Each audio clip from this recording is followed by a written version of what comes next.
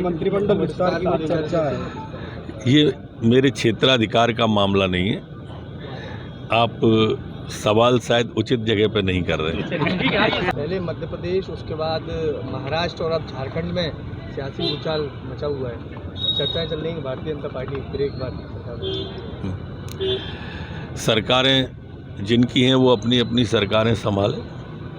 अगर नहीं संभाल पाएंगे तो स्वाभाविक रूप से दावेदारी तो करेंगे। भोपाल में सर एक कल प्रधानमंत्री जी का बहुत बहुत आभार। दतिया हमारा छोटे जिलों में है और एक बड़े व्यक्ति जब तारीफ किसी अभियान की करते हैं मन पुलकित होता है और आत्मा आनंद विभोर होती है और विकास करने की प्रेरणा मिलती है। एक वैश्विक व्यक्ति जो भारत माता के माथे को विश्व में गौरवान्वित कर रहे हैं, उन्हें दतिया की तारीफ की है। दतिया हमारा उत्सवों का शहर है। पिछले 2 महीने को हम देख लें तो माई का प्रकट उत्सव 4 मई को मना, पूरा भारत उसमें शामिल हुआ।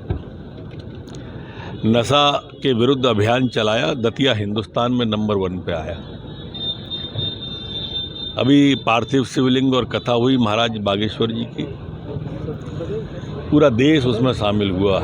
केरल, कर्नाटक, उड़ीसा तक के लोग आए और आज माननीय प्रधानमंत्री जी ने तो अपने श्रीमुख से सत्य वचन कह के हमें एक प्रेरणा दी है कि हम इस तरह के अभियानों से और ज़्यादा सेवा के मार्ग को चुनें, उन कुपोषित बच्चों का, उन गरीब बच्चों के उद्धार के लिए प्रधानमंत्री जी के कहे वचन को और आगे बढ़ाएं।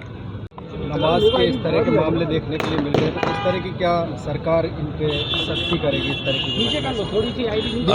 की अभी मेरे संज्ञान में विषय आया है, मैं उसकी अभी जानकारी ले रहा हूँ, उसके बाद बोलना ठीक रहेगा। क्या मायने रखे जाए? कहीं ना कहीं अभी माई का कहीं ना कहीं जब संकट में होता है व्यक्ति, ऐसा लगता है कहीं, इसलिए पीताम्बरा माई की शरण में आते हैं लोग। माई की शरण में माननीय शिवराज सिंह जी सदैव आते रहे हैं। अभी तीसरा ही महीना हुआ है, 4 मई को ही वो माई के शरण में थे। मीडिया जगत कोई भी कयास लगाए ये अलग बात है, और वो धर्म परायण व्यक्ति हैं, धार्मिक भावनाओं से ओतप्रोत हैं, सपरिवार आए थे, स्वागत। फिलहाल के लिए खबरों में इतना ही। अपडेट्स के लिए आप बने रहिए विकासनामा न्यूज के साथ। नमस्कार।